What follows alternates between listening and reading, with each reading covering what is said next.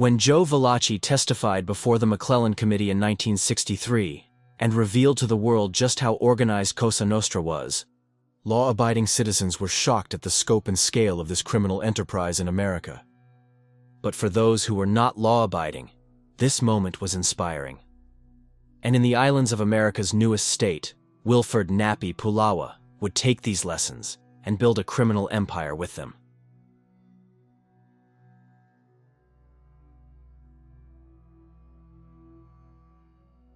The 8 islands of Hawaii are composed of a diverse community that includes native Hawaiians, Americans from the mainland, plus those of Japanese, Chinese, Korean, and Filipino descent, whose ancestors immigrated there before it became a U.S. territory. When the island opened up in the 19th century, American businessmen interested in creating sugar plantations arrived to develop the islands. But the work was labor-intensive, and there were not enough locals to do it. The Kingdom of Hawaii opened itself to Japan and other Asian countries so that immigrants could come to perform cheap labor. Meanwhile, the plantation managers kept their workforces diverse and not speaking a unified language so that labor unrest would be easier to divide and manage. 100 years later in the mid-20th century, the descendants of these laborers were all American citizens, although they largely kept to themselves in their own ethnic neighborhoods. And in these places, local ethnic gangs controlled their turfs, running illegal gambling, prostitution, and drug dealing.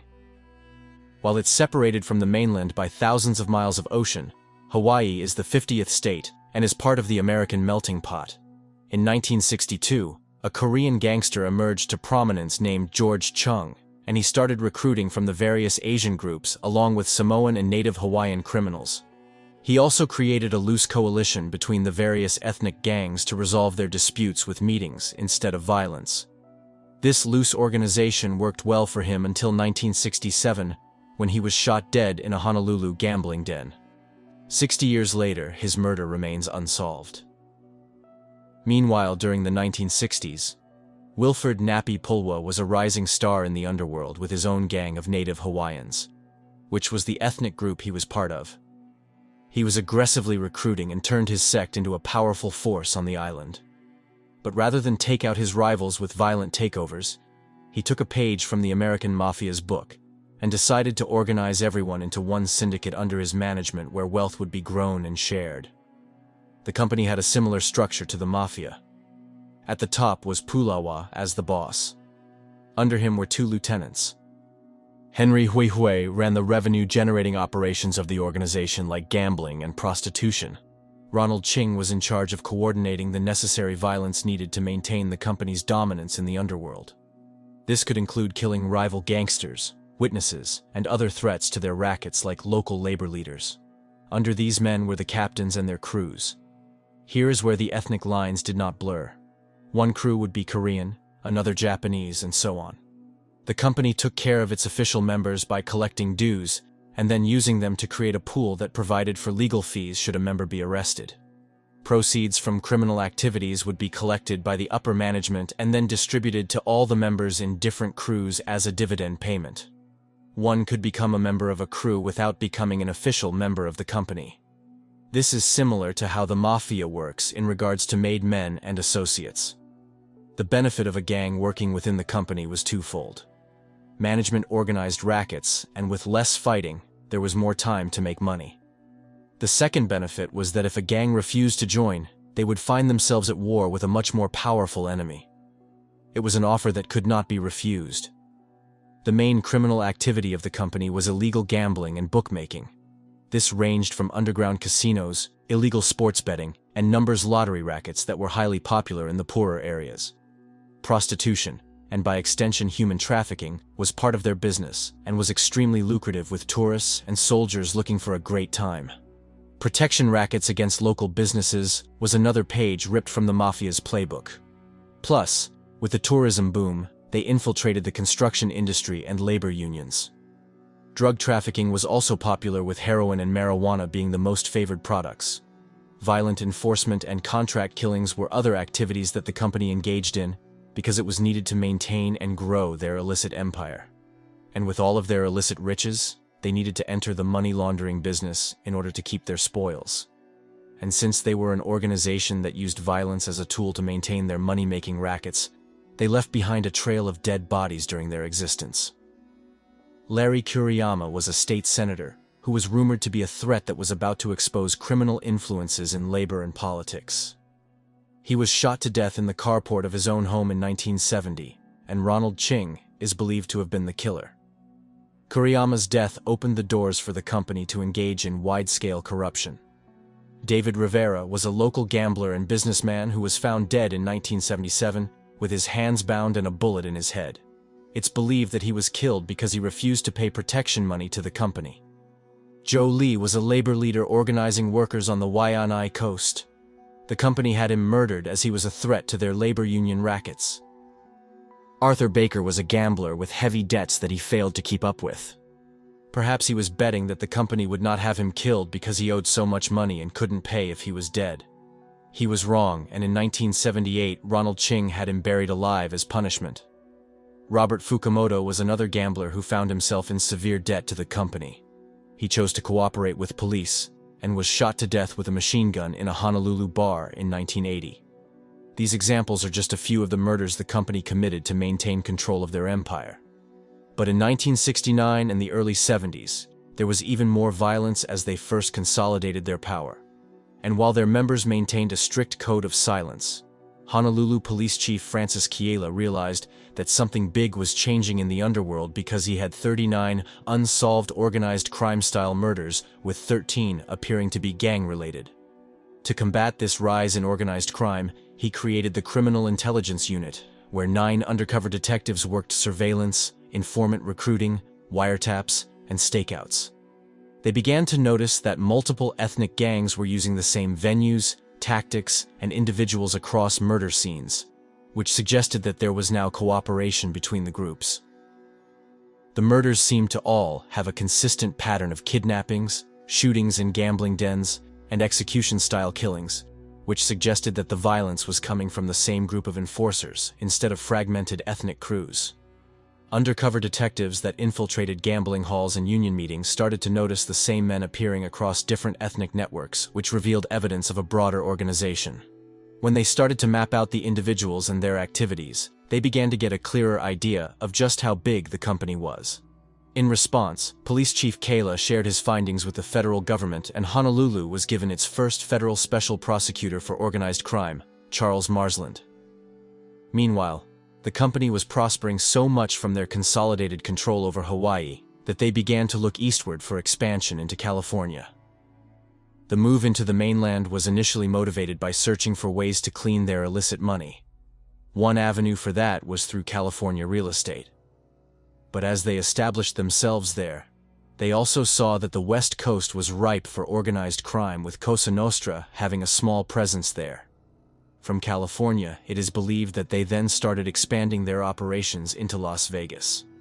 This was a place where the Mafia did have a strong foothold, and they did not take the incursion lightly. It is rumored that 2 Chicago members of the mob traveled to Hawaii to teach the company a lesson.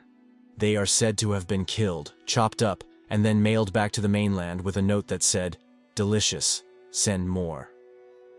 Meanwhile, in the early 1970s, cooperation between local law enforcement and the feds were painting a clear picture of who exactly were the men behind the crime syndicate known as the company. The first major victory came in 1974, when gangland killer Roy Ryder decided to become a state's witness. His testimony filled in many of the blanks for investigators, and it provided information on the names of the company's top leadership and organization structure, along with specific details about violent crimes that Ryder knew the leaders participated in. Knowing that Wilford Nappy Pulawa was at the top, he became law enforcement's #1 target. They believed that if they cut off the head of the organization, then the rest will splinter and fall apart. Ryder implicated Pulawa and another company member named Alvin Kauhu in the abduction and murders of Dennis Iha and Lamont Neary in early 1974. Ryder claimed that he and George Arashiro were acting on orders that came directly through Pulawa through Kauhu when they kidnapped both men and brought them to the north shore of Oahu. Both men were marched at gunpoint to a secluded beach where 2 holes had been dug. Ryder later led investigators to the unmarked graves where the bodies were exhumed. Ryder testified that he had also murdered Francis Young, a low-level criminal, in 1970, using the same method on orders from Pulawa. However, the site where he claimed the body was buried was examined in detail by forensic investigators, but no physical evidence was found and charges were not brought. Pulawa and Kauhu were indicted in February of 1974 for the conspiracy, kidnapping, and murders of Iha and Neri. At the same time, now knowing that Pulawa was the head of the company, the federal government began to look over his finances in detail. It became clear to them that he was laundering his illicit money from crime into real estate, and they brought tax evasion charges against him. On June 21, 1974, the trial of Pulawa and Kauhu began for the Iha and Neri murders, with Roy Ryder and another informant, Clarence Honda, serving as the key witnesses for the prosecution. On July 2nd, defense attorneys argued that the two prosecution witnesses' testimonies were extremely prejudicial and exceeded permissible bounds. On July 10th, the court held a hearing about the testimony, and on July 15th, a mistrial was declared. This trial would become important for legal precedent, because it appeared that prosecutors had realized that the trial was not going their way, and they intended to cause a mistrial so they could get another shot. The state proceeded to move forward with a new trial, but defense attorneys argued that because they did not directly request that a mistrial be declared, Hawaiian law states that a retrial would violate the defendant's constitutional right of the prohibition of double jeopardy. The arguments went all the way to the state Supreme Court, who sided with the defense attorneys. Wilford Nappy Pulawa might have gotten away with murder at the state level, but law enforcement was not about to throw in the towel. In 1975, the crime lord's tax evasion trial commenced. This case was beyond reasonable doubt, and he was found guilty of 3 counts of tax evasion and 3 counts of filing false tax returns.